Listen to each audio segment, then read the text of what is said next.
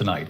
Vice President Kamala Harris and President Donald Trump are just moments away from taking the stage in this unprecedented race for president. And I'm Lindsay Davis. Tonight's meeting could be the most consequential event of their campaigns, with Election Day now less than 2 months away. For Vice President Kamala Harris, this is her first debate since President Biden withdrew from the race on July 21st. Of course, that decision followed his debate against President Donald Trump in June. Since then, this race has taken on an entirely new dynamic. And that brings us to the rules of tonight's debate. 90 minutes with 2 commercial breaks. No topics or questions have been shared with the campaigns. The candidates will have 2 minutes to answer questions, and this is the clock. That's what they'll be seeing. 2 minutes for rebuttals and 1 minute for follow-ups, clarifications, or responses. Their microphones will only be turned on when it's their turn to speak. No pre-written notes allowed.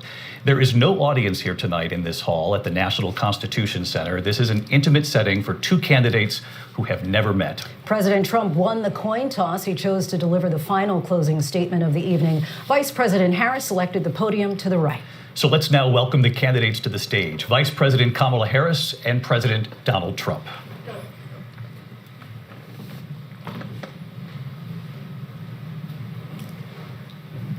Kamala Harris. Let's have a good debate. Nice to see you. Have fun. Thank you. Welcome to you both. It's wonderful to have you. It's an honor to have you both here tonight. Good evening. We are looking forward to a spirited and thoughtful debate. So let's get started. I want to begin tonight with the issue that voters repeatedly say is their number one issue, and that is the economy and the cost of living in this country. Vice President Harris, you and President Trump were elected 4 years ago, and your opponent on the stage here tonight often asks his supporters, are you better off than you were 4 years ago? When it comes to the economy, do you believe Americans are better off than they were 4 years ago?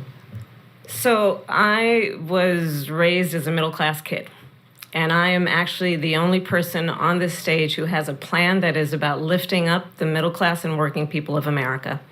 I believe in the ambition, the aspirations, the dreams of the American people. And that is why I imagine and have actually a plan to build what I call an opportunity economy. Because here's the thing. We know that we have a shortage of homes and housing, and the cost of housing is too expensive for far too many people. We know that young families need support to raise their children, and I intend on extending a tax cut for those families of $6,000, which is the largest child tax credit that we have given in a long time, so that those young families can afford to buy a crib, buy a car seat, buy clothes for their children. My passion, one of them, is small businesses. My mother raised my sister and me, but there was a woman who helped raise us. We call her our second mother. She was a small business owner. I love our small businesses. My plan is to give a $50,000 tax deduction to start up small businesses, knowing they are part of the backbone of America's economy. My opponent, on the other hand, his plan is to do what he has done before, which is to provide a tax cut for billionaires and big corporations, which will result in $5 trillion to America's deficit.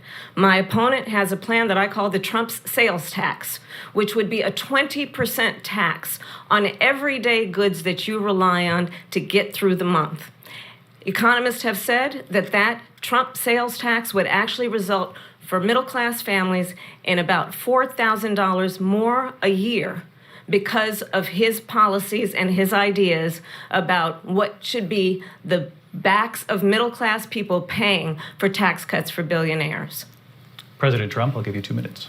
First of all, I have no sales tax. That's an incorrect statement. She knows that. We're doing tariffs on other countries. Other countries are going to finally, after 75 years, pay us back for all that we've done for the world. And the tariff will be substantial in some cases. I took in billions and billions of dollars, as you know, from China. In fact, they never took the tariff off because it was so much money they can't. It would totally destroy everything that they've set out to do. They're taking in billions of dollars from China and other places. They've left the tariffs on. When I had it, I had tariffs, and yet I had no inflation. Look, we've had a terrible economy because inflation which is really known as a country buster. It breaks up countries. We have inflation like very few people have ever seen before, probably the worst in our nation's history. We were at 21%, but that's being generous because many things are 50, 60, 70, and 80% higher than they were just a few years ago. This has been a disaster for people, for the middle class, but for every class. On top of that, we have millions of people pouring into our country from prisons and jails, from mental institutions and insane asylums, and they're coming in and they're taking jobs that are occupied right now by African Americans and Hispanics, and also unions. Unions are going to be affected very soon. And you see what's happening. You see what's happening with towns throughout the United States. You look at Springfield, Ohio. You look at Aurora in Colorado. They are taking over the towns. They're taking over buildings. They're going in violently. These are the people that Xi and Biden led into our country, and they're destroying our country. They're dangerous. They're at the highest level of criminality, and we have to get them out. We have to get them out fast. I created one of the greatest economies in the history of our country. I'll do it again, and even better. We are going to get to immigration and border security during this debate, but I would like to let Vice President Harris respond on the economy here. Well, I would love to. Let's talk about what Donald Trump left us. Donald Trump left us the worst unemployment since the Great Depression. Donald Trump left us the worst public health epidemic in a century. Donald Trump left us the worst attack on our democracy since the Civil War. And what we have done is clean up Donald Trump's mess. What we have done and what I intend to do is build on what we know are the aspirations and the hopes of the American people. But I'm going to tell you all in this debate tonight, you're going to hear from the same old tired playbook, a bunch of lies, grievances, and name-calling. What you're going to hear tonight is a detailed and dangerous plan called Project 2025 that the former president intends on implementing if he were elected again. I believe very strongly that the American people want a president who understands the importance of bringing us together, knowing we have so much more in common than what separates us. And I pledge to you to be a president for all Americans. President Trump, will give you a minute here to respond. Number one, I have nothing to do, as you know, and as she knows better than anyone, I have nothing to do with Project 2025. That's out there. I haven't read it. I don't want to read it purposely. I'm not going to read it. This was a group of people that got together. They came up with some ideas, I guess some good, some bad. But it makes no difference. I have nothing to do. Everybody knows I'm an open book. Everybody knows what I'm going to do. Cut taxes very substantially and create a great economy like I did before. We had the greatest economy. We got hit with a pandemic. And the pandemic was not since 1917, where 100 million people died, has there been anything like it. We did a phenomenal job with the pandemic. We handed them over a country where the economy and where the stock market was higher than it was before the pandemic came in. Nobody's ever seen anything like it. We made ventilators for the entire world. We got gowns, we got masks, we did things that nobody thought possible. And people give me credit for rebuilding the military. They give me credit for a lot of things, but not enough credit for the great job we did with the pandemic. But the only jobs they got were bounce back jobs. These were jobs bounced back, and it bounced back and it went to their benefit. But I was the one that created them. They know it, and so does everybody else. Vice President Harris, I'll let you respond. So Donald Trump has no plan for you. And when you look at his economic plan, it's all about tax breaks for the richest people. I am offering what I describe as an opportunity economy, and the best economists in our country, if not the world, have reviewed our relative plans for the future of America. What Goldman Sachs has said is that Donald Trump's plan would make the economy worse. Mine would strengthen the economy. What the Wharton School has said is Donald Trump's plan would actually explode the deficit.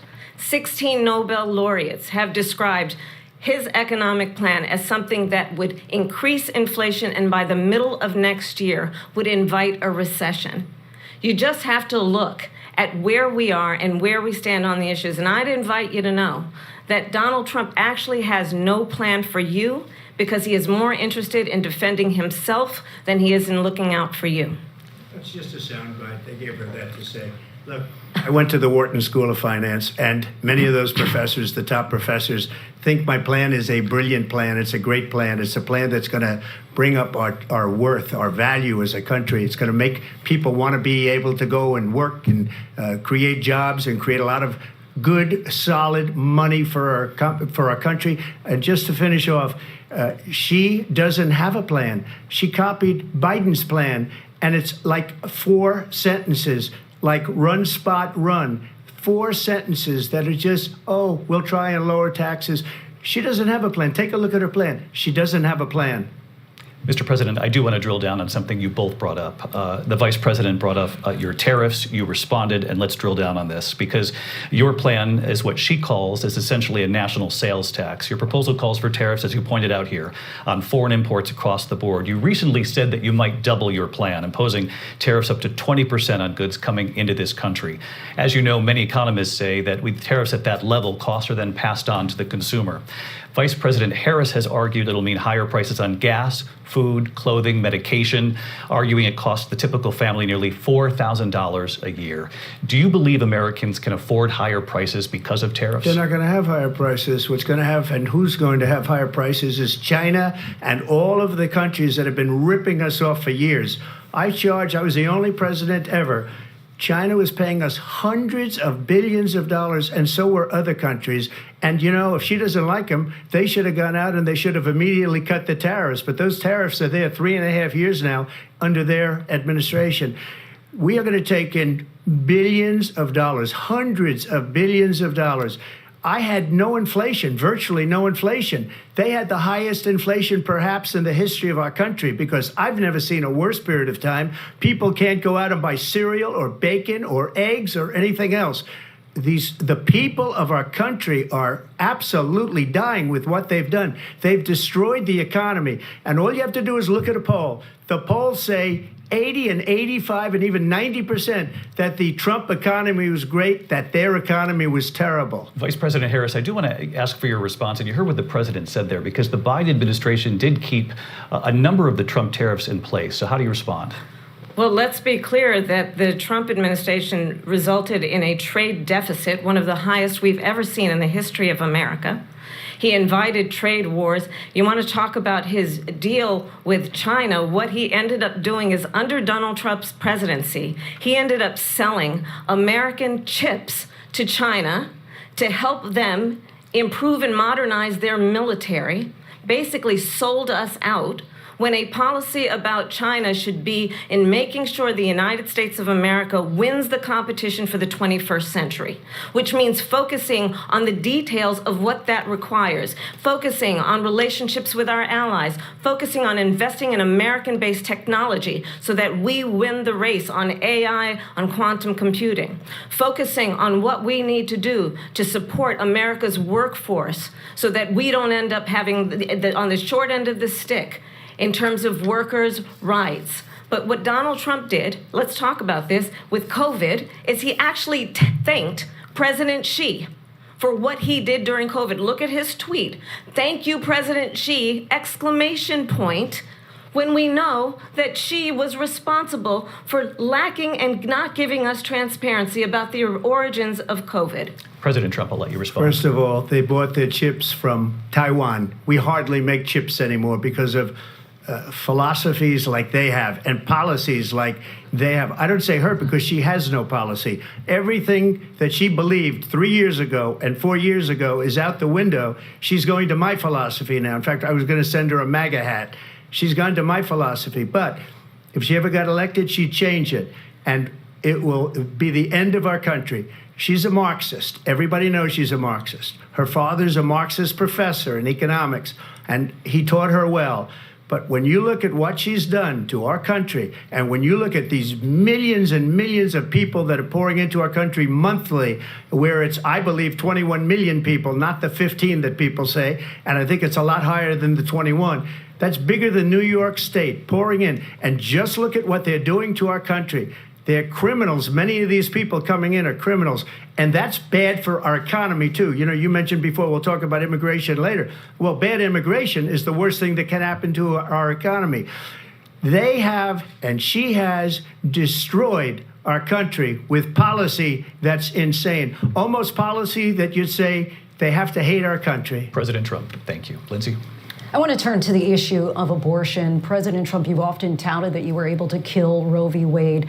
Last year, you said that you were proud to be the most pro-life president in American history. Then last month, you said that your administration would be great for women and their reproductive rights. In your home state of Florida, you surprised many with regard to your 6-week abortion ban because you initially had said that it was too short. And you said, quote, I'm going to be voting that we need more than 6 weeks. But then the very next day, you reversed course and said you would vote to support the 6-week ban. Vice President Harris says that women shouldn't trust you on the issue of abortion because you've changed your position so many times. Therefore, why should they trust you? Well, the reason I'm doing that vote is because the plan is, as you know, the vote is, they have abortion in the 9th month.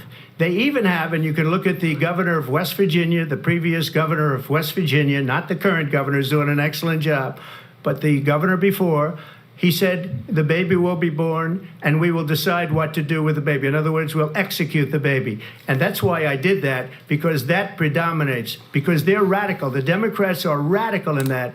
And her vice presidential pick, which I think was a horrible pick, by the way, for our country, because he is really out of it. But her vice presidential pick says abortion in the 9th month is absolutely fine. He also says execution after birth. It's execution, no longer abortion, because the baby is born, is okay. And that's not okay with me, hence the vote. But what I did is something for 52 years. They've been trying to get Roe v. Wade into the states.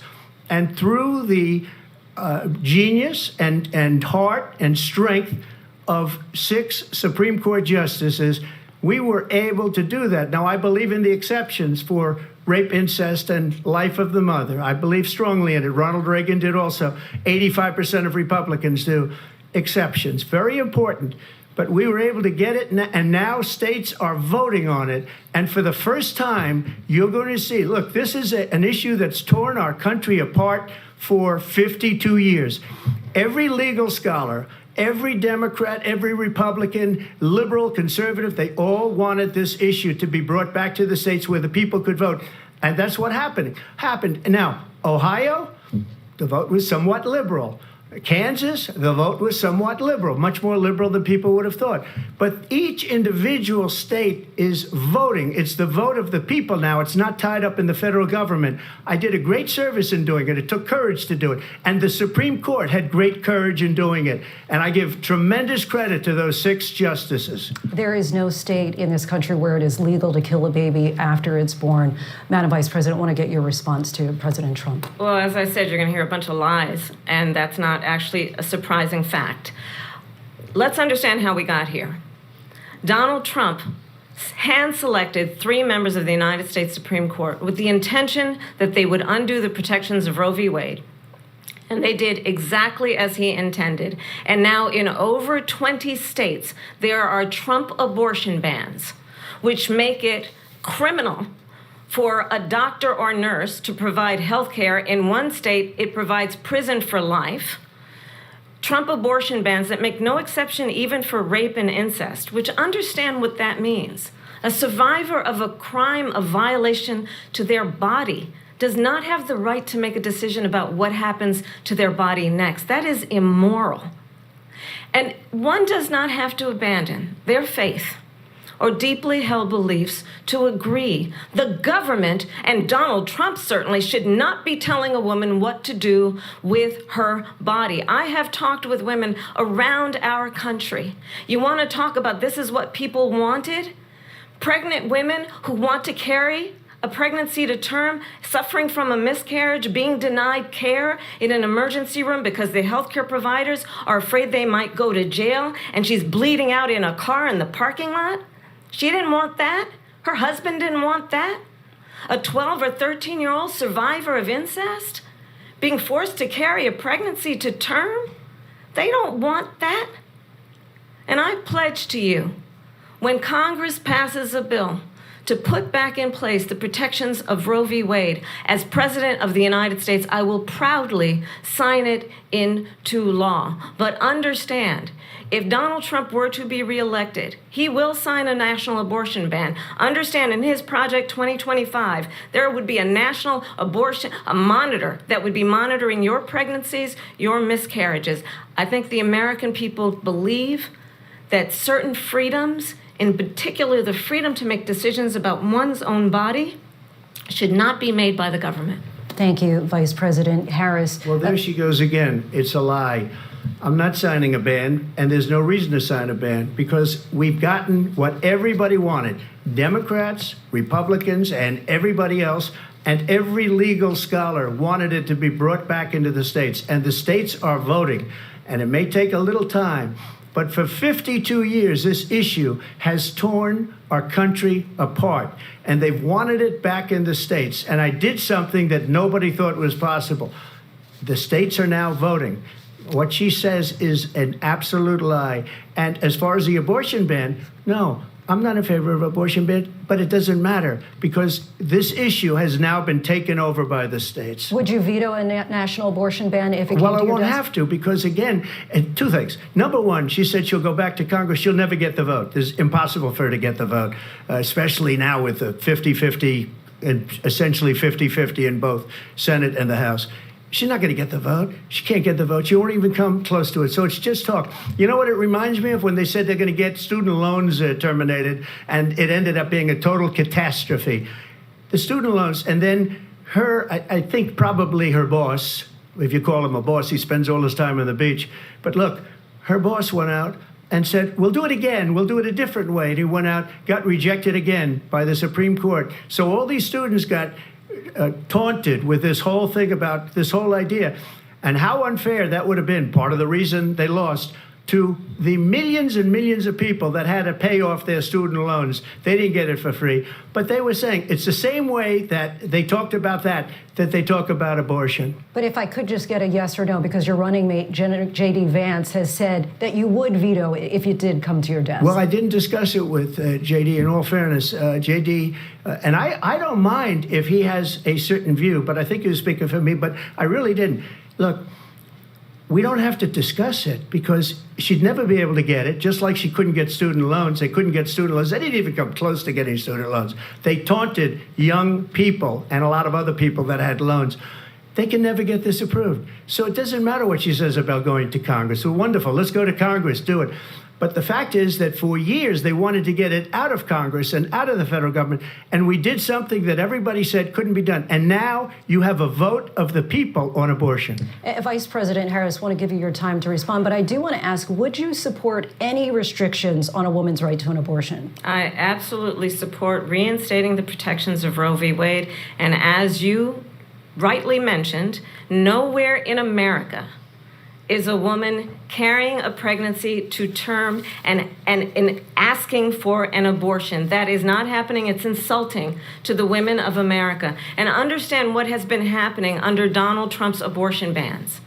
Couples who pray and dream of having a family are being denied IVF treatments. What is happening in our country? Working people, working women, who are working one or two jobs, who can barely afford childcare as it is, have to travel to another state to get on a plane sitting next to strangers to go and get the health care she needs. Barely can afford to do it, and what you are putting her through is unconscionable. And the people of America have not, the majority of Americans believe in a woman's right to make decisions about her own body. And that is why in every state where this issue has been on the ballot, in red and blue states both, the people of America have voted for freedom. Vice President Harris, Excuse me, I thank have you. to respond. Another lie. It's another lie. I have been a leader on IVF, which is fertilization. The IVF, I have been a leader. In fact, when they got a very negative decision on IVF from the Alabama courts, I saw the people of Alabama and the legislature 2 days later voted it in. I've been a leader on it. They know that, and everybody else knows it. I have been a leader on fertilization, IVF. And the other thing, you should ask, will she allow abortion in the 8th month, 9th month, 7th month? Come on. Okay, would you do that? Why don't you ask her that question? Why don't you answer That's the problem. question? Would you because veto? under Roe v. Answer Wade, the question, would you veto? you could do abortions in the 7th month, the 8th month, the 9th That's month, not true. and probably after birth. Just look at the former governor of Virginia. The governor of Virginia said, we put the baby aside and then we determine what we want to do with the baby. President Trump, thank you. We're going to turn now to immigration and border security. We know it's an issue that's important to Republicans, Democrats, voters across the board in this country. Vice President Harris, you were tasked by President Biden with getting to the root causes of migration from Central America. We know that illegal border crossings reached a record high in the Biden administration. This past June, President Biden imposed tough new asylum restrictions. We know the numbers since then have dropped significantly. But my question to you tonight is, why did the administration wait until 6 months before the election to act? And would you have done anything differently from President Biden on this? So I'm the only person on this stage who has prosecuted transnational criminal organizations for the trafficking of guns, drugs, and human beings. And let me say that the United States Congress, including some of the most conservative members of the United States Senate, came up with a border security bill which I supported. And that bill would have put 1,500 more border agents on the border to help those folks who are working there right now overtime, trying to do their job. It would have allowed us to stem the flow of fentanyl coming into the United States. I know there are so many families watching tonight who have been personally affected by the surge of fentanyl in our country. That bill would have put more resources to allow us to prosecute transnational criminal organizations for trafficking in guns, drugs, and human beings. But you know what happened to that bill? Donald Trump got on the phone, called up some folks in Congress, and said, kill the bill. And you know why? Because he'd prefer to run on a problem instead of fixing a problem.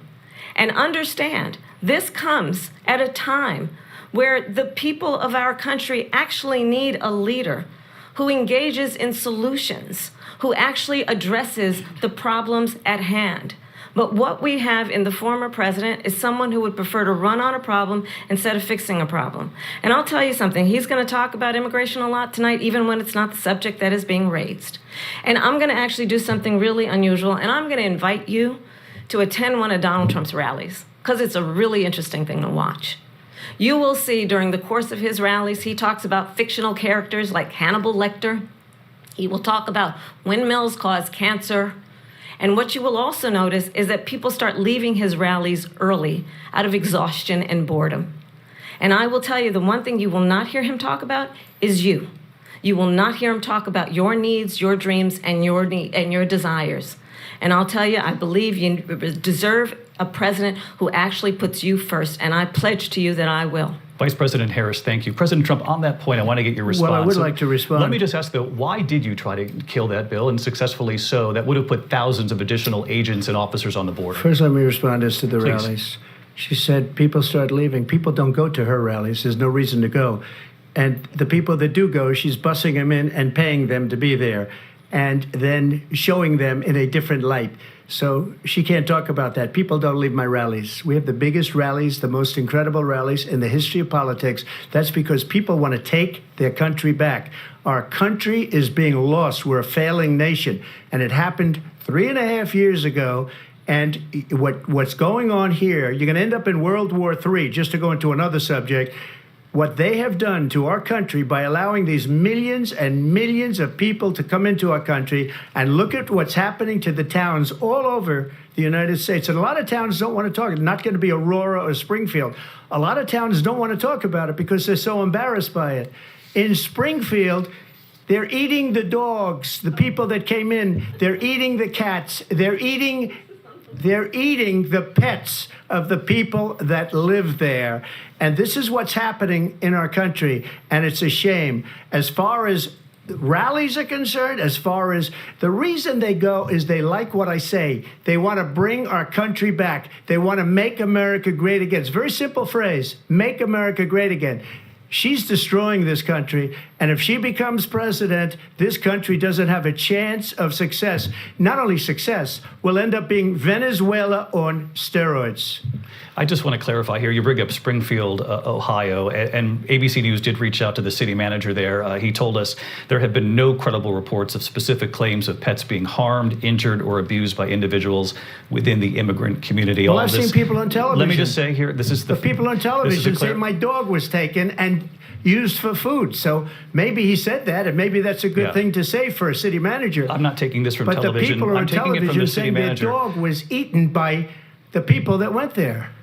Again, the Springfield city manager says there's no evidence of that. Vice President Harris, I'll let you respond to the rest of what you've heard. You talk about extreme. This is, I think, one of the reasons why in this election, I actually have the endorsement of 200 Republicans who have formerly worked with President Bush, Mitt Romney, and John McCain, including the endorsement of former Vice President Dick Cheney and Congress member Liz Cheney. And if you want to really know the inside track on who the former president is, if he didn't make it clear already, just ask people who have worked with him. His former chief of staff, a 4-star general, has said he has contempt for the Constitution of the United States. His former national security advisor has said he is dangerous and unfit. His former Secretary of Defense has said the nation, the Republic, would never survive another Trump term. And when we listen to this kind of rhetoric, when the issues that affect the American people are not being addressed, I think the choice is clear in this election. President Trump, I'll give you a quick minute to respond here. Thank you, because when I hear that, see, I'm a different kind of a person. I fired most of those people. Not so graciously. They did bad things or a bad job. I fired them. They never fired one person. They didn't fire anybody having to do with Afghanistan and the Taliban and the 13 people who's were just killed, viciously and violently killed. And I got to know the parents and the family. They didn't fire. They should have fired all those generals, all those top people, because that was one of the most incompetently handled situations anybody has ever seen. So when somebody does a bad job, I fire him. And you take a guy like Esper. He was no good. I fired him. So he writes a book. Another one writes a book. Because with me, they can write books. With nobody else can they. But they have done such a poor job, and they never fire anybody. Look at the economy. Look at the inflation. They didn't fire any of their economists. They have the same people. That's a good way not to have books written about you. But just to finish, I got more votes than any Republican in history by far. In fact, I got more votes than any president, sitting president in history by far. Let me continue on immigration. It was what you wanted to talk about earlier, so let's get back to your deportation proposal that the vice president has reacted to as well. President Trump, you call this the largest domestic deportation operation in the history of our country. You say you would use the National Guard. You say if things get out of control, you'd have no problem using the U.S. military. Police, yes. You also said you would use local police. How would you deport 11 million undocumented immigrants? I know you believe that number is much higher. Take us through this. What does this look like? Will authorities be going door to door in this country? Yeah, it is much higher because of them. They allowed criminals, many millions of criminals. They allowed terrorists. They allowed common street criminals. They allowed people to come in, drug dealers, to come into our country. And they're now in the United States and told by their countries like Venezuela, don't ever come back or we're going to kill you. Do you know that crime in Venezuela and crime in countries all over the world is way down? You know why? Because they've taken their criminals off the street and they've given them to her to put into our country. And this will be one of the greatest mistakes in history for them to allow. And I think they probably did it because they think they're going to get votes, but it's not worth it because they're destroying the fabric of our country by what they've done. There's never been anything done like this at all. They've destroyed the fabric of our country. Millions of people let in. And all over the world, crime is down. All over the world except here. Crime here is up and through the roof. Despite their fraudulent statements that they made, crime in this country is through the roof. And we have a new form of crime. It's called migrant crime. And it's happening at levels that nobody thought possible. President Trump, as you know, the FBI says overall violent crime is actually coming down in this country. But Vice Excuse President me, Harris, the FBI they were defrauding statements. They didn't include the worst cities. They didn't include the cities with the worst crime. It was a fraud, just like their number of 818,000 jobs that they said they created turned out to be a fraud. President Trump, thank you. I'll let you respond, Vice President Harris. Well, I think this is so rich coming from someone who has been prosecuted for national security crimes, economic crimes, election interference, has been found liable for sexual assault, and his next big court appearance is in November at his own criminal sentencing. And let's be clear where each person stands on the issue of what is important about respect for the rule of law and respect for law enforcement. The former vice president called for defunding federal law enforcement, 45,000 agents, get this, on the day after he was arraigned on 34 felony counts. So let's talk about what is important in this race. It is important that we move forward, that we turn the page on this same old tired rhetoric and address the needs of the American people, address what we need to do about the housing shortage, which I have a plan for, address what we must do to support our small businesses, address bringing down the price of groceries. But frankly, the American people are exhausted with this same old tired playbook. Vice President Harris, thank you. Excuse me. Every one of those cases was started by them against their political opponent. And I'm winning most of them, and I will win the rest on appeal. And you saw that with the decision that came down just recently from the Supreme Court. I'm winning most of them. But those are cases, it's called weaponization. Never happened in this country. They weaponized the Justice Department. Every one of those cases was involved with the DOJ, from Atlanta and Fani Willis to the Attorney General of New York and the DA in New York. Every one of those cases. And then they say, oh, he's a criminal. They're the ones that made them go after me. By the way, Joe Biden was found essentially guilty on the documents case. And what happened in my documents case? They said, oh, that's the toughest of them all. A complete and total victory. 2 months ago, it was thrown out. It's weaponization, and they used it, and it's never happened in this country.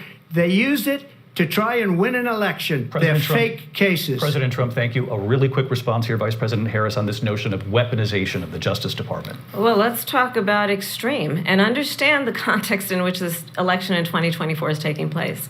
The United States Supreme Court recently ruled that the former president would essentially be immune from any misconduct if he were to enter the White House again. Understand, this is someone who has openly said he would terminate, I'm quoting, terminate the Constitution of the United States, that he would weaponize the Department of Justice against his political enemies. Someone who has openly expressed disdain for members of our military. Understand what it would mean if Donald Trump were back in the White House with no guardrails, because certainly we know now the court won't stop him. We know J.D. Vance is not going to stop him. It's up to the American people Vice President to stop Harris, him. Thank you. Lindsay? Vice President Harris, in your last run for president. This is the one that weaponized, not me. She weaponized. I probably took a bullet to the head because of the things that they say about me. They talk about democracy. I'm a threat to democracy. They're the threat to democracy with a fake Russia investigation we do have a lot that went nowhere. We have a lot to get to. Lindsay? Vice President Harris, in your last run for president, you said you wanted to ban fracking. Now you don't. You wanted mandatory government buyback programs for assault weapons. Now your campaign says you don't. You supported decriminalizing border crossings. Now you're taking a harder line. I know you say that your values have not changed. So then why have so many of your policy positions changed? So my values have not changed, and I'm going to discuss every one of at least every point that you've made. But in particular, let's talk about fracking, because we're here in Pennsylvania. I made that very clear in 2020. I will not ban fracking. I have not banned fracking as Vice President of the United States. And in fact, I was the tie-breaking vote on the Inflation Reduction Act, which opened new leases for fracking. My position is that we have got to invest in diverse sources of energy so we reduce our reliance on foreign oil. We have had the largest increase in domestic oil production in history because of an approach that recognizes that we cannot over-rely on foreign oil. As it relates to my values, let me tell you, I grew up a middle-class kid raised by a hardworking mother who worked and saved and was able to buy our first home when I was a teenager. The values I bring to the importance of home ownership, knowing not everybody got handed $400 million on a silver platter and then filed bankruptcy 6 times, is a value that I bring to my work to say we are going to work with the private sector and home builders to increase by 3 million homes by the end of my first term. My work that is related to having a friend when I was in high school who was sexually assaulted by her stepfather. And my focus then on protecting women and children from violent crime is based on a value that is deeply grounded in the importance of standing up for those who are most vulnerable. My work that is about protecting Social Security and Medicare is based on long-standing work that I have done, protecting seniors from scams. My values have not changed. And what is important is that there is a president who actually brings values and a perspective that is about lifting people up and not beating people down and name-calling. The true measure of the leader is the leader who actually understands the strength is not in beating people down, it's in lifting people up. I intend to be that president. President Trump, your Well, response? first of all, I wasn't given $400 million. I wish I was. My father was a Brooklyn builder, Brooklyn, Queens, and a great father, and I learned a lot from him. But I was given a fraction of that, a tiny fraction, and I built it into many, many billions of dollars, many, many billions. And when people see it, they are even surprised. So we don't have to talk about that. Fracking, she's been against it for 12 years. Defund the police, she's been against that forever. She gave all that stuff up very wrongly, very horribly, and everybody's laughing at it, okay? They're all laughing at it. She gave up at least 12 and probably 14 or 15 different policies. Like, she was big on defund the police. In Minnesota, she went out, wait a minute, I'm talking now, if you don't mind, please. Does that sound familiar? Don't lie. She went out in Minnesota and wanted to let criminals that killed people, that burned down Minneapolis, she went out and raised money to get them out of jail. She did things that nobody would ever think of. Now she wants to do transgender operations on illegal aliens that are in prison. This is a radical left liberal that would do this. She wants to confiscate your guns, and she will never allow fracking in Pennsylvania. If she won the election, fracking in Pennsylvania will end on day one. Just to finish, one thing so important in my opinion. So I got the oil business going like nobody has ever done before. When they took over, they got rid of it, started getting rid of it, and the prices were going up the roof. They immediately let these guys go to where they were. I would have been 5 times, 4 times, 5 times higher, because you're talking about 3.5 years ago. They got it up to where I was because they had no choice, because the prices of energy were quadrupling and doubling. You saw what happened to gasoline. So they said, let's go back to Trump.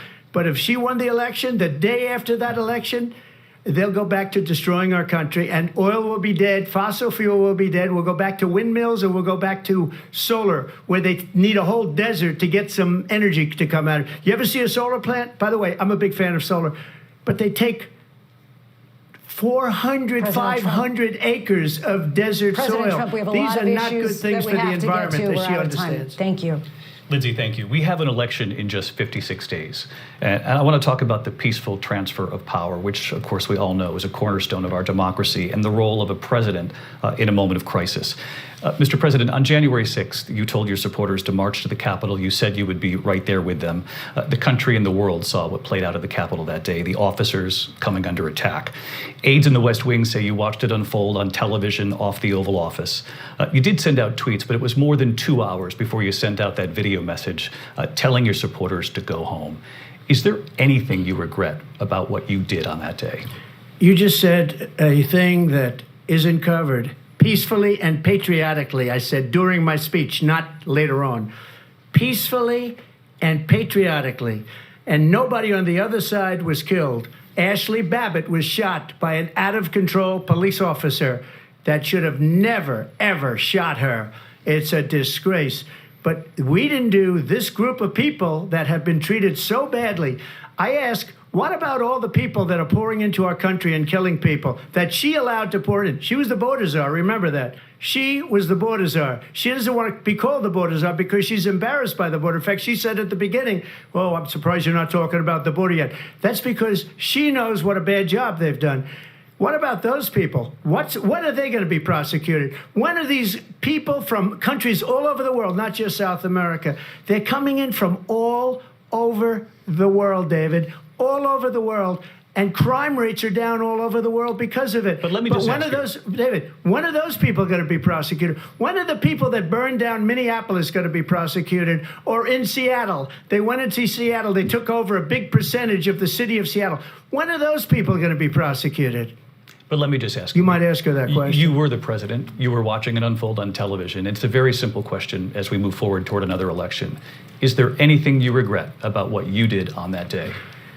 Yes or no? I had nothing to do with that other than they asked me to make a speech. I showed up for a speech. I said, I think it's going to be big. I went to Nancy Pelosi and the mayor of Washington, D.C., and the mayor put it back in writing, as you know.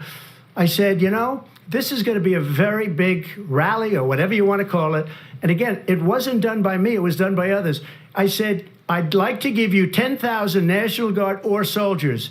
They rejected me. Nancy Pelosi rejected me. It was just 2 weeks ago. Her daughter has a tape of her saying she is fully responsible for what happened. They want to get rid of that tape. It would have never happened if Nancy Pelosi and the mayor of Washington did their jobs. I wasn't responsible for security. Nancy Pelosi was responsible. She didn't do her job. The question was about you as president, not about former Speaker Pelosi, but I do want Vice President Harris to respond here. I was at the Capitol on January 6th. I was the vice president-elect. I was also an acting senator. I was there.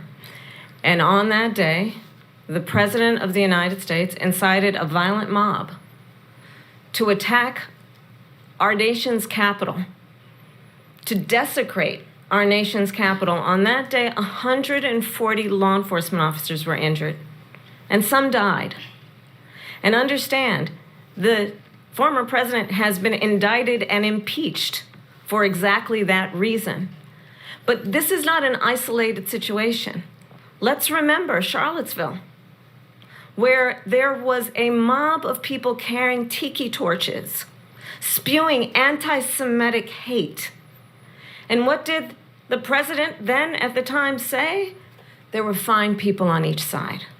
Let's remember that when it came to the Proud Boys, a militia, the former president said, stand back and stand by. So for everyone watching who remembers what January 6th was, I say, we don't have to go back. Let's not go back. We're not going back. It's time to turn the page. And if that was a bridge too far for you, well, there is a place in our campaign for you to stand for country, to stand for our democracy, to stand for rule of law, and to end the chaos, and to end the approach that is about attacking the foundations of our democracy because you don't like the outcome. And be clear on that point. Donald Trump, the candidate, has said in this election there will be a bloodbath if this and the outcome of this election is not to his liking. Let's turn the page on this. Let's not go back. Let's chart a course for the future and not go backwards to the past. Let me just follow up here. It was a different term, and it was a term that related to energy because they have destroyed our energy business. That was where bloodbath was. Also, on Charlottesville, that story has been, as you would say, debunked. Laura Ingraham, Sean Hannity, Jesse, all of these people, they covered it. If they go an extra sentence, they will see it was perfect. It was debunked in almost every newspaper, but they still bring it up, just like they bring 2025 up. They bring all of this stuff up. I ask you this. You talk about the Capitol. Why are we allowing these millions of people to come through on the southern border. How come she's not doing anything? And I'll tell you what I would do, and I would be very proud to do it. I would say we would both leave this debate right now. I'd like to see her go down to Washington, D.C. during this debate, because we're wasting a lot of time. Go down to, because she's been so bad, it's so ridiculous. Go down to Washington, D.C. and let her sign a bill to close up the border, because they have the right to do it. They don't need bills. They have the right to do it. The President of the United States, you'll get him out of bed, you'll wake him up at 4 o'clock in the afternoon, you'll say, come on down to the office, let's sign a bill. If he signs a bill that the border is closed, all he has to do is say it to the Border Patrol, who are phenomenal. If they do that, the border is closed. Mr. Those President, people are killing many people, unlike J6. We talked immigration here tonight. I do want to focus on this next issue to both of you, because it really brings us this into focus, truth in these times that we're living in. Mr. President, for 3.5 years after you lost the 2020 election, you repeatedly falsely claimed that you won, many times saying you won in a landslide. In the past couple of weeks leading up to this debate, you have said, quote, you lost by a whisker, that you, quote, didn't quite make it, that you came up a little bit short. I said that? Are you now acknowledging that you lost in 2020? No, I don't acknowledge that at all. But I you said did that say sarcastically. That. You know that. It was said, oh, we lost by a whisker. That was said sarcastically. Look, there's so much proof. All you have to do is look at it. And they should have sent it back to the legislatures for approval. I got almost 75 million votes, the most votes any sitting president has ever gotten. I was told if I got 63, which was what I got in 2016, you can't be beaten. The election, people should never be thinking about an election as fraudulent. We need two things. We need walls, and we have to have it. We have to have borders, and we have to have good elections. Our elections are bad. And a lot of these illegal immigrants coming in, they're trying to get them to vote. They can't even speak English. They don't even know what country they're in practically. And these people are trying to get them to vote. And that's why they're allowing them to come into our country. I did watch all of these pieces of video. I didn't detect the sarcasm, lost by a whisker. We didn't quite make it. And we should just point out here as clarification, and you know this, you and your allies, 60 cases in front of many judges, many of them Republican. No judge looked at it. And said they said no we didn't have widespread standing. fraud. That's the other thing. They said we didn't have standing, a technicality. Can you imagine a system where a person in an election doesn't have standing? The President of the United States doesn't have standing. That's how we lost. If you look at the facts, and I'd love to have you'll do a special on it. I'll show you Georgia, and I'll show you Wisconsin, and I'll show you Pennsylvania, and I'll show you. We have so many facts and statistics, but you know what? That doesn't matter, because we have to solve the problem that we have right now. That's old news. And the problem that we have right now is we have a nation in decline, and they have put it into decline. We have a nation that is dying, David. Mr. President, thank you. Vice President Harris, you heard the president there tonight. He said he didn't say that he lost by a whisker. So he still believes he did not lose the election that was won by President Biden and yourself. But I do want to ask you about something that's come up in the last couple of days. This was a post from President Trump about this upcoming election just weeks away. He said, when I win, those people who cheated, and then he lists donors, voters, election officials, he says will be prosecuted to the fullest extent of the law, which will include long-term prison sentences. One of your campaign's top lawyers responded saying, we won't let Donald Trump intimidate us. We won't let him suppress the vote. Is that what you believe he's trying to do here? Donald Trump was fired by 81 million people. So let's be clear about that. And clearly he is having a very difficult time processing that. But we cannot afford to have a president of the United States who attempts, as he did in the past, to upend the will of the voters in a free and fair election. And I'm going to tell you that I have traveled the world as Vice President of the United States, and world leaders are laughing at Donald Trump. I have talked with military leaders, some of whom worked with you, and they say you're a disgrace. And when you then talk in this way in a presidential debate and deny what over and over again are court cases you have lost because you did, in fact, lose that election, it leads one to believe that perhaps we do not have in the candidate to my right the temperament or the ability to not be confused about fact. That's deeply troubling, and the American people deserve better. I'll give you 1 minute to respond, Mr. President. Let me just say about world leaders. Viktor Orban, one of the most respected men, they call him a strong man. He's a tough person, smart, Prime Minister of Hungary. They said, why is the whole world blowing up? 3 years ago it wasn't. Why is it blowing up?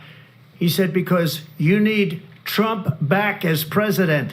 They were afraid of him. China was afraid, and I don't like to use the word afraid, but I'm just quoting him. China was afraid of him. North Korea was afraid of him. Look at what's going on with North Korea, by the way. He said Russia was afraid of him. I ended the Nord Stream 2 pipeline, and Biden put it back on day one, but he ended the XL pipeline. The XL pipeline in our country, he ended that. But he let the Russians build a pipeline going all over Europe and heading into Germany, the biggest pipeline in the world. Look, Viktor Orban said it. He said the most respected, most feared person is Donald Trump. We had no problems when Trump was president, but when this weak, pathetic man that you saw at a debate just a few months ago, that if he weren't in that debate, he'd be running instead of her. She got no votes. He got 14 million votes. What you did, you talk about a threat to democracy. He got 14 million votes, and they threw him out of office. And you know what? I'll give you a little secret. He hates her. He can't stand her. But he got 14 million votes. They threw him out. She got 0 votes. And when she ran, she was the first one to leave because she failed. And now she's running. I don't understand it, but I'm okay with it because your time is I think up. we're Thank going to you. do very well. We've got a lot more to get to. Turning now Yes. to the Israel-Hamas war and the hostages who are still being held, Americans among them. Vice President Harris, in December, you said, quote, Israel has a right to defend itself, but you added, quote, it matters how, saying international humanitarian law must be respected. Israel must do more to protect innocent civilians. You said that 9 months ago. Now an estimated 40,000 Palestinians are dead. Nearly 100 hostages remain. Just last week, Prime Minister Benjamin Netanyahu said there's not a deal in the making. President Biden has not been able to break through the stalemate. How would you do it? Well, let's understand how we got here. On October 7, Hamas, a terrorist organization, slaughtered 1,200 Israelis. Many of them young people who were simply attending a concert. Women were horribly raped. And so absolutely, I said then, I say now, Israel has a right to defend itself. We would. And how it does so matters. Because it is also true, far too many innocent Palestinians have been killed. Children, mothers. What we know is that this war must end. It must end immediately, and the way it will end is we need a ceasefire deal and we need the hostages out. And so we will continue to work around the clock on that. Work around the clock, also understanding that we must chart a course for a two-state solution. And in that solution, there must be security for the Israeli people and Israel, and in equal measure for the Palestinians. But the one thing I will assure you always, I will always give Israel the ability to defend itself, in particular as it relates to Iran and any threat that Iran and its proxies pose to Israel. But we must have a two-state solution where we can rebuild Gaza, where the Palestinians have security, self-determination, and the dignity they so rightly deserve. President Trump, how would you negotiate with Netanyahu and also Hamas in order to get the hostages out and prevent the killing of more innocent civilians in Gaza? If I were president, it would have never started. If I were president, Russia would have never, ever, I know Putin very well, he would have never, and there was no threat of it either, by the way, for 4 years, have gone into Ukraine and killed millions of people when you add it up, far worse than people understand what's going on over there. But when she mentions about Israel, all of a sudden, she hates Israel. She wouldn't even meet with Netanyahu when he went to Congress to make a very important speech. She refused to be there because she was at a sorority party of hers. She wanted to go to the sorority party. She hates Israel. If she's president, I believe that Israel will not exist within 2 years from now. And I've been pretty good at predictions, and I hope I'm wrong about that one. She hates Israel. At the same time, in her own way, she hates the Arab population because the whole place is going to get blown up. Arabs, Jewish people, Israel will be gone. It would have never happened. Iran was broke under Donald Trump. Now Iran has $300 billion because they took off all the sanctions that I had. Iran had no money for Hamas or Hezbollah or any of the 28 different spheres of terror. And they are spheres of terror, horrible terror. They had no money. It was a big story, and you know it. You covered it very well, actually. They had no money for terror. They were broke. Now they're a rich nation, and now what they're doing is they're spreading that money around. Look at what's happening with the Houthis and Yemen. Look at what's going on in the Middle East. This would have never happened. I will get that settled and fast, and I'll get the war with Ukraine and Russia ended. If I'm president-elect, I'll get it done before even becoming president. Vice President Harris, he says you hate Israel. That's absolutely not true. I have my entire career and life supported Israel and the Israeli people. He knows that. He's trying to, again, divide and distract from the reality, which is it is very well known that Donald Trump is weak and wrong on national security and foreign policy. It is well known that he admires dictators, wants to be a dictator on day one, according to himself. It is well known that he said of Putin that he can do whatever the hell he wants and go into Ukraine. It is well known that he said when Russia went into Ukraine, it was brilliant. It is well known he exchanged love letters with Kim Jong-un. And it is absolutely well known that these dictators and autocrats are rooting for you to be president again because they're so clear. They can manipulate you with flattery and favors. And that is why so many military leaders who you have worked with have told me you are a disgrace. That is why we understand that we have to have a president who is not consistently weak and wrong on national security, including the importance of upholding and respecting in highest regard our military. Vice President Harris, thank you. They're the ones, and she's the one that caused it, that's weak on national security by allowing every nation last month for the year, 168 different countries sending people into our country. Their crime rates are way down. Putin endorsed her last week, said, I hope she wins. And I think he meant it because what he's gotten away with is absolutely incredible. It wouldn't have happened with me. The leaders of other countries think that they're weak and incompetent, and they are. They're grossly incompetent. And I just ask one question. Why does Biden go in and kill the Keystone Pipeline and approve the single biggest deal that Russia's ever made, Nord Stream 2, the biggest pipeline anywhere in the world going to Germany and all over Europe? Because they're weak and they're ineffective. And Biden, by the way, President gets paid Trump, a lot of money. Thank you. We have a lot of issues to get to. We'll be right back with much more of this historic ABC News presidential debate from the National Constitution Center right here in Philadelphia. Back in a moment.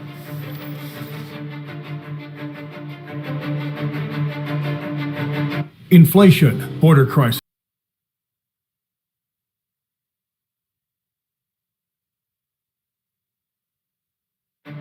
From the National Constitution Center in Philadelphia, Pennsylvania, here again, David Muir and Lindsay Davis. Welcome back to this historic ABC News presidential debate tonight. We're going to continue here, and I want to turn to the war in Ukraine. We're now 2.5 years into this conflict. Mr. President, it has been the position of the Biden administration that we must defend Ukraine from Russia, from Vladimir Putin, to defend their sovereignty, their democracy, that it's in America's best interest to do so, arguing that if Putin wins, he may be emboldened to move even further into other countries. You have said you would solve this war in 24 hours. You said so just before the break tonight. How exactly would you do that? And I want to ask you a very simple question tonight. Do you want Ukraine to win this war?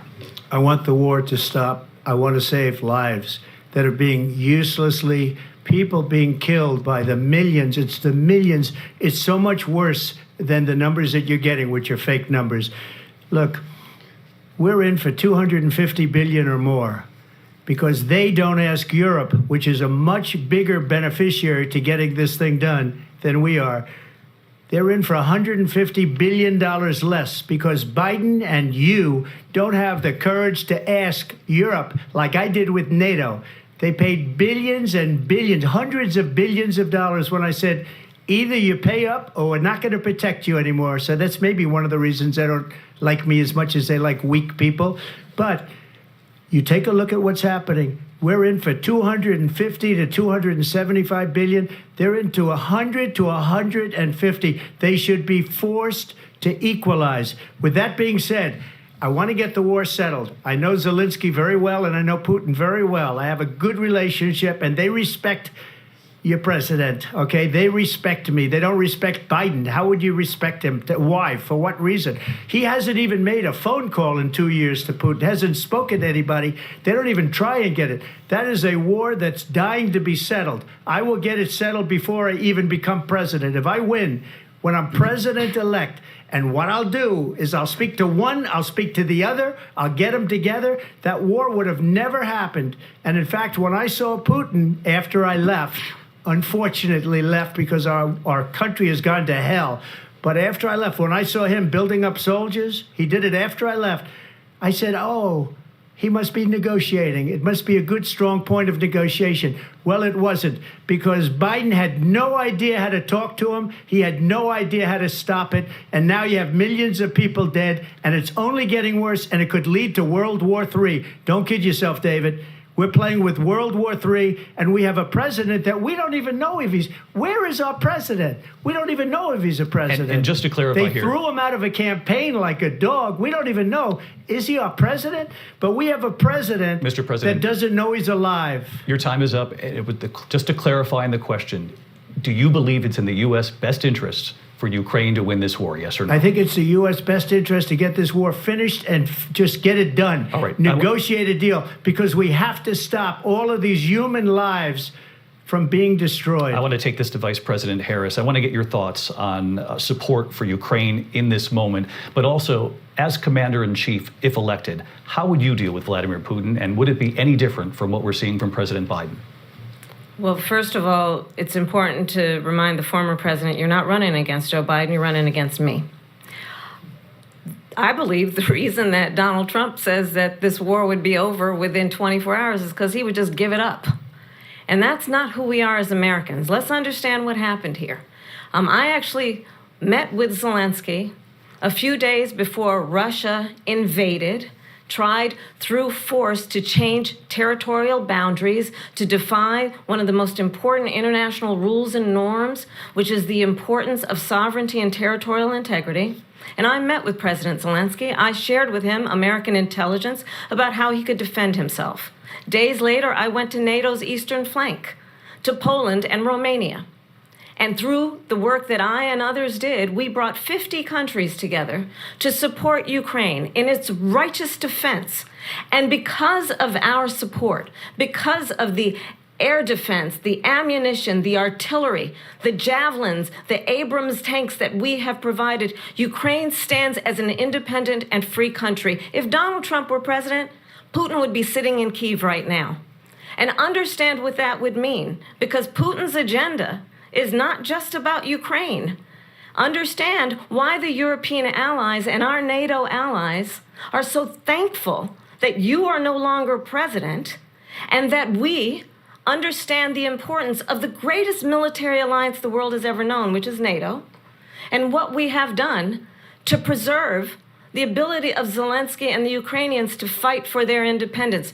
Otherwise, Putin would be sitting in Kyiv with his eyes on the rest of Europe, starting with Poland. And why don't you tell the 800,000 Polish Americans right here in Pennsylvania how quickly you would give up for the sake of favor and what you think is a friendship with what is known to be a dictator who would eat you for lunch.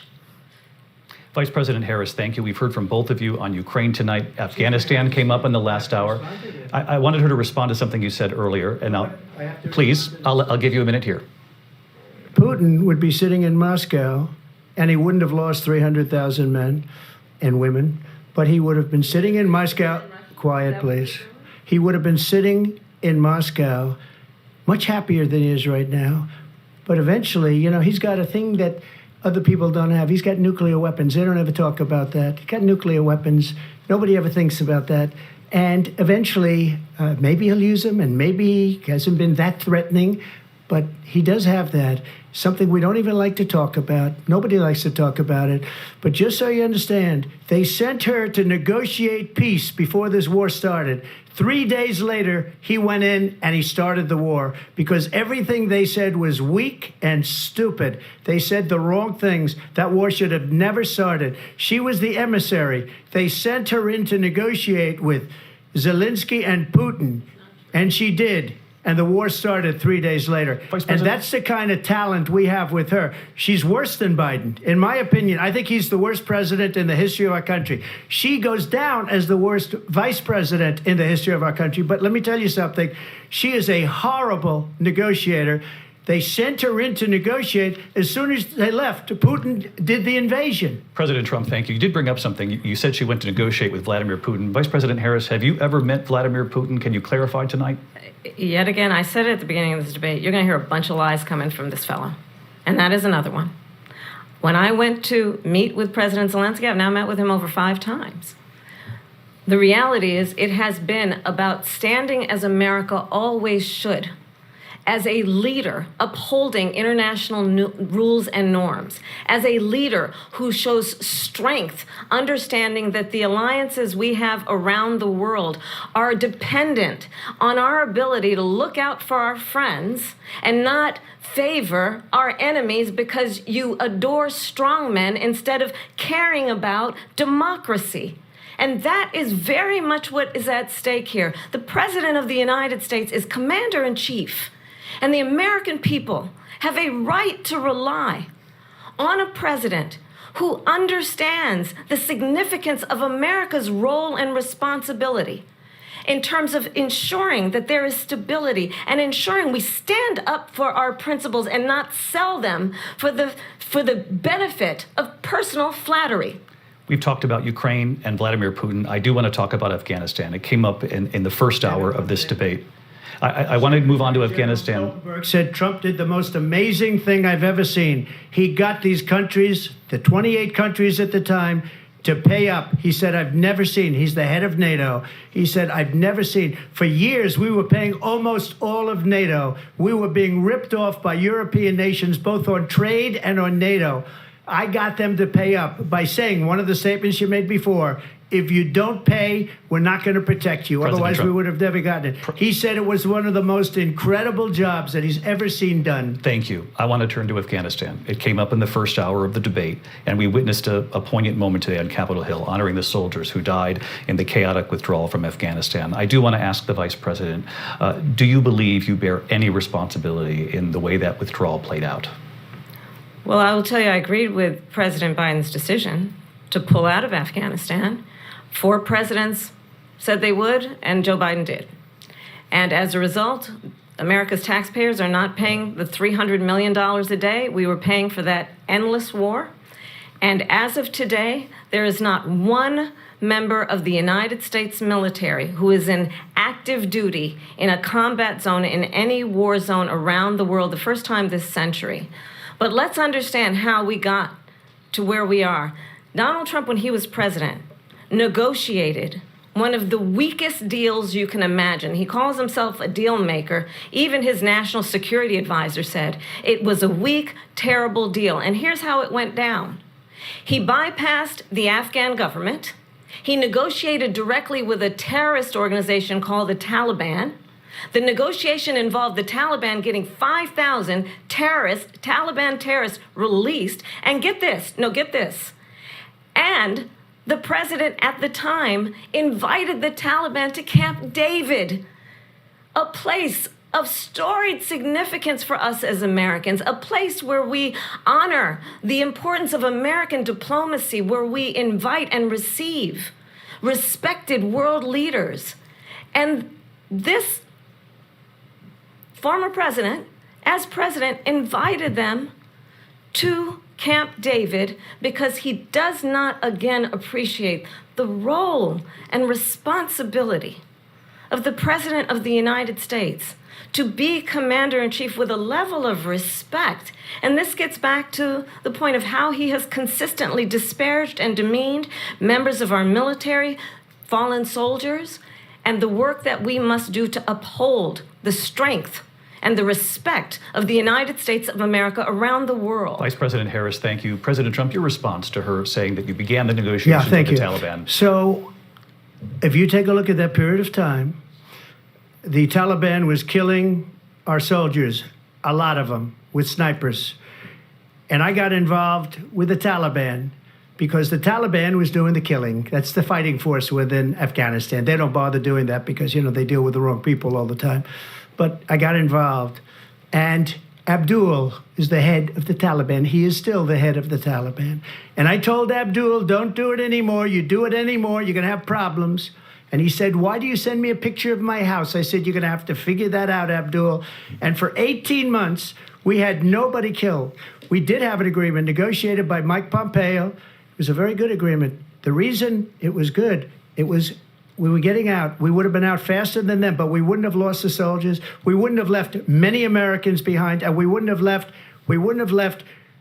$85 billion worth of brand new, beautiful military equipment behind. And just to finish, they blew it. The agreement said you have to do this, and they didn't do it. They didn't do it. The agreement was terminated by us because they didn't do what they were supposed to do. I want to move on. And these people did the worst withdrawal, and in my opinion, the most embarrassing moment in the history of our country. And by the way, that's why Russia attacked Ukraine, because they saw how incompetent she and her boss are. President Trump, thank you. I want to move on now to race and politics in this country. Mr. President, you recently said of Vice President Harris, quote, I didn't know she was black until a number of years ago when she happened to turn black, and now she wants to be known as black. I want to ask a bigger picture question here tonight. Why do you believe it's appropriate to weigh in on the racial identity of your opponent? I don't, and I don't care. I don't care what she is. I don't care. You make a big deal out of something. I couldn't care less. Whatever she wants to be is okay with me. But those were your words, so I'm I asking... don't know. I mean, all I can say is I read where she was not black, that she put out, and I'll say that. And then I read that she was black, and that's okay. Either one was okay with me. That's up to her. That's up to her. Vice President Harris, your thoughts on this? I think honestly, I think it's a tragedy that we have someone who wants to be president who has consistently, over the course of his career, attempted to use race to divide the American people. I do believe that the vast majority of us know that we have so much more in common than what separates us, and we don't want this kind of approach that is just constantly trying to divide us, and especially by race. And let's remember how Donald Trump started. He was land, he owned buildings, and he was investigated because he refused to rent property to black families. Let's remember, this is the same individual who took out a full-page ad in the New York Times calling for the execution of 5 young black and Latino boys who were innocent, the Central Park 5. Took out a full-page ad calling for their execution. This is the same individual who spread birther lies about the first black president of the United States. And I think the American people want better than that, want better than this, want someone who understands, as I do, I travel our country. We see in each other a friend. We see in each other a neighbor. We don't want a leader who is constantly trying to have Americans point their fingers at each other. I meet with people all the time who tell me, can we please just have discourse about how we're going to invest in the aspirations and the ambitions and the dreams of the American people? Knowing that regardless of people's color or the language their grandmother speaks, we all have the same dreams and aspirations and want a president who invests in those, not in hate and division. Vice President Harris, thank you. Lindsay? President Trump, this is now your 3rd time. This is the most divisive presidency in the history of our country. There's never been anything like it. They're destroying our country, and they come up with things like what she just said. going back many, many years, when a lot of people, including Mayor Bloomberg, agreed with me on the Central Park Five. They admitted, they said, they pled guilty. And I said, well, if they pled guilty, they badly hurt a person, killed a person ultimately. And if they pled guilty, then they pled, we're not guilty. But this is a person that has to stretch back years, 40, 50 years ago, because there's nothing now. I built one of the greatest economies in the history of the world, and I'm going to build it again. It's going to be bigger, better, and stronger. But they're destroying our economy. They have no idea what a good economy is. Their oil policies, every single policy. And remember this, she is Biden. You know, she's trying to get away from Biden. I don't know the gentleman, she says. She is Biden. The worst inflation we've ever had, a horrible economy because inflation has made it so bad, and she can't get away with that. Thank you. Your time is up, Lindsay. I want to respond to that, though. I want to just respond briefly. Clearly, I am not Joe Biden, and I am certainly not Donald Trump. And what I do offer is a new generation of leadership for our country, one who believes in what is possible, one who brings a sense of optimism about what we can do instead of always disparaging the American people. I believe in what we can do to strengthen our small businesses, which is why I have a plan. Let's talk about our plans and let's compare the plans.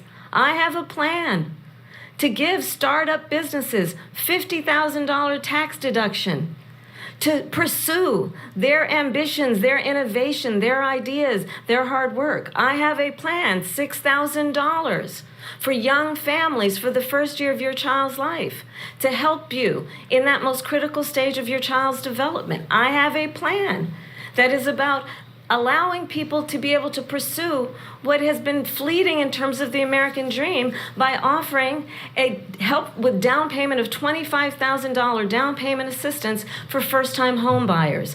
That's the kind of conversation, I believe, David, that people really want tonight, as opposed to a conversation that is constantly about belittling and name-calling.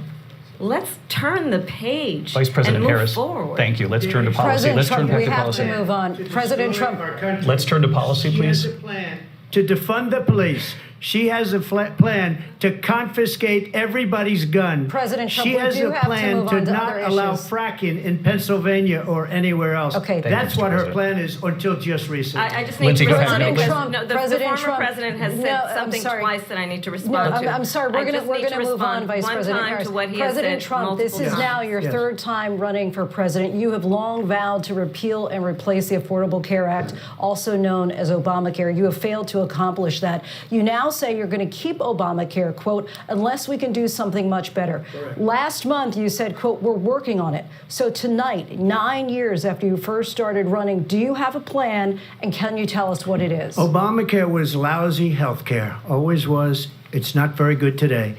And what I said, that if we come up with something, and we are working on things, we're going to do it and we're going to replace it. But remember this, I inherited Obamacare because Democrats wouldn't change it. They wouldn't vote for it. They were unanimous. They wouldn't vote to change it. If they would have done that, we would have had a much better plan than Obamacare. But the Democrats came up. They wouldn't vote for it. I had a choice to make when I was president. Do I save it and make it as good as it can be, never going to be great, or do I let it rot? And I felt I had an obligation, even though politically it would have been good to just let it rot and let it go away. I decided, and I told my people, the top people, and they're very good people. I have a lot of good people in that administration. We read about the bad ones. We had some real bad ones too, and so do they. They have really bad ones. The difference is they don't get rid of them. But let me just explain. I had a choice to make. Do I save it and make it as good as it can be, or do I let it rot? And I saved it. I did the right thing. But it's still never going to be great, and it's too expensive for people. And what we will do is we're looking at different plans. If we can come up with a plan that's going to cost our people, our population, less money and be better health care than Obamacare, then I would absolutely do it. But until then, I'd run it as good as it can be run. So just a yes or no, you still do not have a plan? I have concepts of a plan. I'm not president right now. But if we come up with something. I would only change it if we come up with something that's better and less expensive. And there are concepts and options we have to do that. And you'll be hearing about it in the not too distant future. Vice President Harris, in 2017, you supported Bernie Sanders' proposal to do away with private insurance and create a government-run healthcare system. 2 years later, you proposed a plan that included a private insurance option. What is your plan today? Well, first of all, I absolutely support, and over the last 4 years as vice president, private healthcare options. But what we need to do is maintain and grow the Affordable Care Act. But I'll get to that, Lindsay. I just need to respond to a previous point that the former president has made. I've made very clear my position on fracking. And then this business about taking everyone's guns away. Tim Walz and I are both gun owners. We're not taking anybody's guns away. So stop with the continuous lying about this stuff. As it relates to the Affordable Care Act, just look at the history to know where people stand. When Donald Trump was president, 60 times he tried to get rid of the Affordable Care Act. 60 times. I was a senator at the time when I will never forget the early morning hours when it was up for a vote in the United States Senate. And the late, great John McCain, who you have disparaged as being, you don't like him, you said at the time, because he got caught. He was an American hero. The late, great John McCain, I will never forget that night, walked onto the Senate floor and said, no, you don't. No, you don't. No, you don't get rid of the Affordable Care Act. You have no plan. And what the Affordable Care Act has done is eliminate the ability of insurance companies to deny people with pre-existing conditions. I don't have to tell the people watching tonight, you remember what that was like? Remember when an insurance company could deny if a child had asthma, if someone was a breast cancer survivor, if a grandparent had diabetes? And thankfully, as I've been vice president, and we over the last 4 years have strengthened the Affordable Care Act, we have allowed for the first time Medicare to negotiate drug prices on behalf of you, the American people. Donald Trump said he was going to allow Medicare to negotiate drug prices. He never did. We did. And now we have capped the cost of insulin at $35 a month. Since I've been vice president, we have capped the cost of prescription medication for seniors at $2,000 a year. And when I am president, we will do that for all people, understanding that the value I bring to this is that access to health care should be a right and not just a privilege of those who can afford it.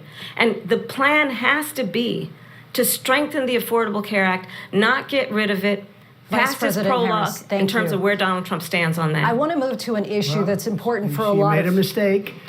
Number one, John McCain fought Obamacare for 10 years. But it wasn't only him. It were all of the Democrats that kept it going. And you know what? We can do much better than Obamacare, much less money.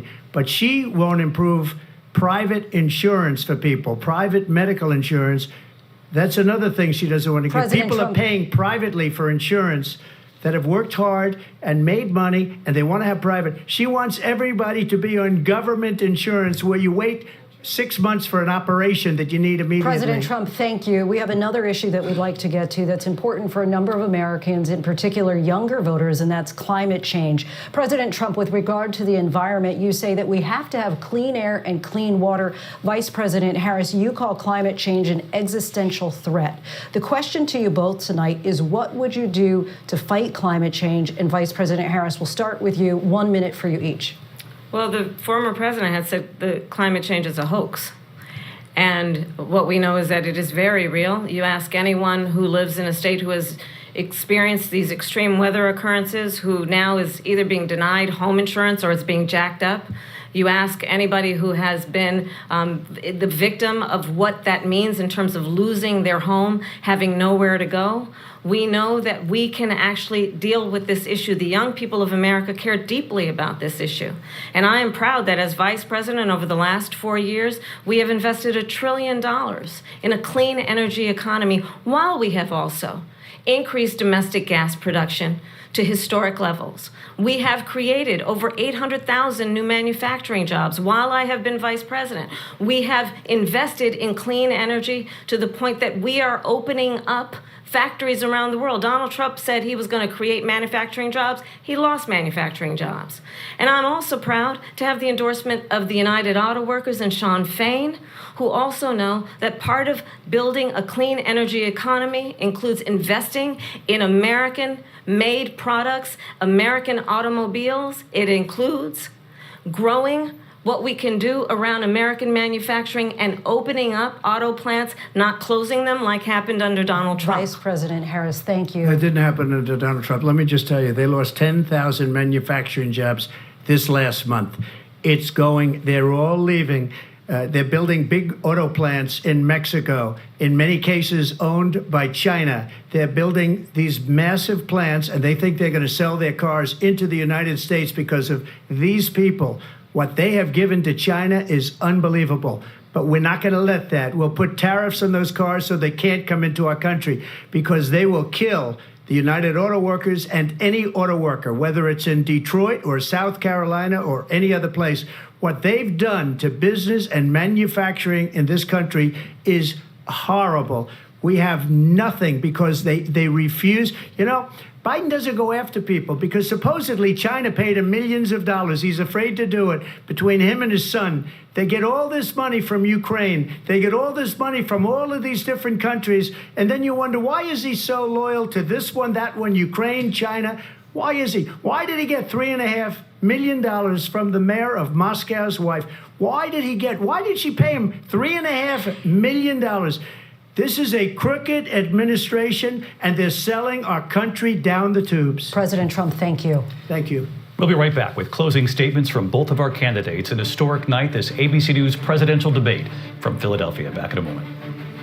An opportunity economy, investing in small businesses, in new families, in what we can do around protecting seniors, what we can do that is about giving hardworking folks a break and bringing down the cost of living.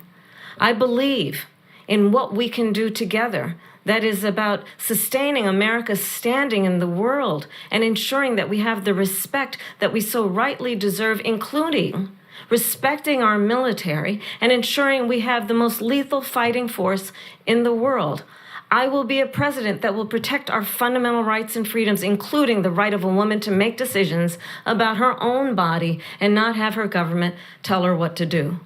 I'll tell you, I started my career as a prosecutor. I was a DA, I was an attorney general, a United States senator, and now vice president. I've only had one client, the people. And I'll tell you, as a prosecutor, I never asked a victim or a witness, are you a Republican or a Democrat? The only thing I ever asked them, are you okay?